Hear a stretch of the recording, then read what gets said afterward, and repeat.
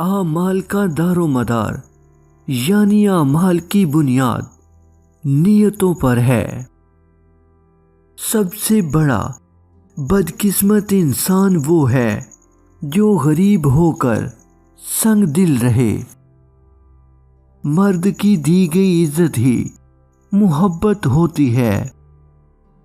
कोई लड़की तुम्हें देखकर अपने बाल ठीक करने लगे तो समझ जाओ आप उसके दिल में घर कर गए हो।